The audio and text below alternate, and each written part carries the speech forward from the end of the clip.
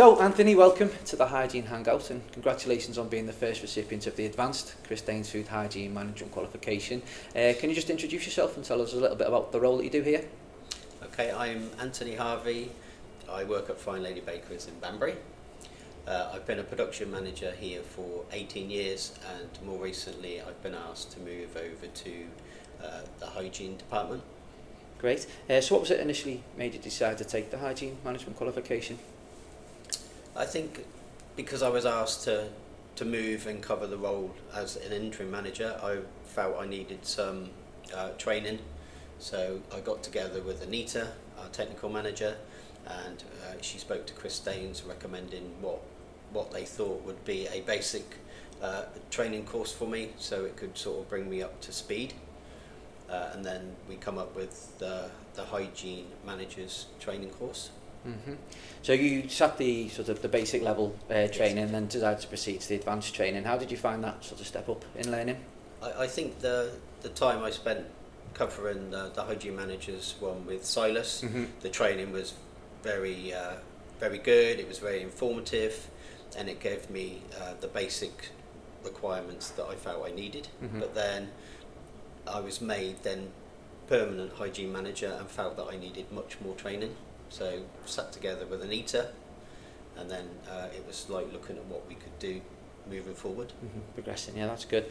So obviously done quite a lot of training over the past 12 to 18 months. What's been the key things that you've implemented so far, whether that be you personally or within the hygiene team? So I think the microbiological training I did and the cleaning and disinfectant training that I did give me a good insight of how to use chemicals correctly, at what levels, make sure people are safe, understanding the safety data, and then the microbiological training that I did give me a good understanding of the bacteria and how to treat it, how to prevent it. So that set me in good stead for where I am currently. Brilliant. So what was your overall sort of experience during the training? Did you find the courses were spread out enough? You know, pitched at the right sort of level for you? Any sort of feedback you'd give us on those courses? So I've not really done much training around teams, so I found that quite useful. A lot of people were on the same training as myself, so that made it a little bit, you felt a bit more at ease. A lot of the training was with Silas for the first part of the course, but the second part there was a few other people that I've not come across before, training wise. Tina Brown, who did the 2-day leadership and management training, I found that was probably my favourite course of all of them, because you all got to take turns at being the group leader. She would leave the room, allow you to discuss the task that you were set, and then come up with the answers. And then once you've done your part of that, you would feedback, and then it would be somebody else's turn. So everybody got to have a say and a like to be the group leader, which was good. There could be nobody that could shy away, and everybody was made to feel part of the group coaching. Yeah, I know. The course that Tina delivered was actually used to be sort of six modules delivered across sort of 6 months, but we decided, again, what you said about the team's side of things, it's difficult to release people for a number of days or for a long period of time, maybe across a week or a couple of weeks for training. So the idea to sort of bring those 6 modules together into a 2-day course was something we were keen to work on with Tina, and she's done a great job, and I certainly learnt a lot during that process as well. So what would your advice be to anyone else from the food industry looking to take this course? Whether you're new to it like I was, the first hygiene management training course was very, very useful. But then if you want a more advanced one, then I think what's involved in the advanced one would be good for somebody. So whether you want the basic one or the advanced one, both are useful. Brilliant. So you have done a lot of training over the last 12 to 18 months. Any plans for any more? Never say never. I've done a lot. I think I need to now just put into practice what I've learned. Going forward, I'm sure something else will come up that I've got a big list of stuff that I can still do. So whether it's something I can pick up in the future, I would probably be happy to do. Yeah, and we'll be happy to help as well. Thank you very much. Thank you. Anita, welcome to the Hygiene Hangout. Thanks for taking some time out of your busy day for us. That's fine. Would you mind just introducing yourself and telling us a little bit about yourself and the role you do here at Fine Lady? Yeah, so I'm Anita Ryder. I'm Head of Technical at Fine Lady Bakeries over Banbury and Manchester. I've actually been here 23 years now. So it just seems like yesterday when I started, to be fair. Mm-hmm. So you've worked in the industry for most of your career. Have you seen the hygiene manager's role change, and have you seen any sort of change in the knowledge and abilities that your hygiene managers you've worked with had? Yeah, definitely. I mean, even just starting when I started at Fine Lady, there was no hygiene to start with here, and I introduced a hygiene team, bringing a hygiene manager from a previous role actually. Mm-hmm. But the hygiene role itself was then, you've got a few people, you clean the plant when it's down. No real instruction, only what their knowledge was. And as time's gone on, as standards have changed with customers and ourselves, needing to make sure that we can clean things in depth, the knowledge that the guys have had to have now, and more integration within the technical role mm-hmm. as well. So it's not only the hygiene about the chemicals and everything, but also the standard that's required from a customer and a third-party audit point of view, the technical implications behind that as well. So it's very integrated. Mm-hmm. So yeah, it's got to be a crossover. And I'm working with production, so they now have to train the production guys.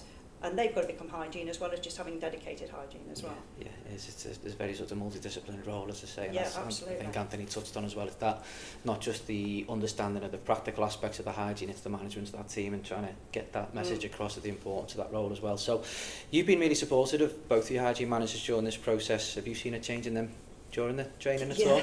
Yes, definitely, for very different reasons actually. Anthony's always been very confident in his role because obviously being a production manager, he knew the in-depth workings of the department and what have you. So integrating into hygiene for him, he always had a bit of an eye for hygiene anyway and how to keep his plants clean. But just learning the in-depthness of the chemical usage, what you can use where, looking at cost information, method statements, that sort of thing, and introducing those with his team. Whereas Stuart has always been a self-doubter. He's had the confidence, he's got the information behind him, but he hasn't got the self-confidence to put it in practice. So every course he does, he's a doubter. Mm-hmm. So you have to give him that little bit more encouragement. Yeah. But he's coming out of his shell a bit more now as well with what he's learnt on the modules that he's done so far. He's still got some to do, as you know. So yeah. No, that's great. It's something we often see, you know, managers and, you know, supervisors and stuff we work with, we know they know the answers. It's just them having the confidence to say, this is what I think the problem is, this is what I think the solution is, I'm going to go and do it, yeah. So we've known each other for well over 10 years.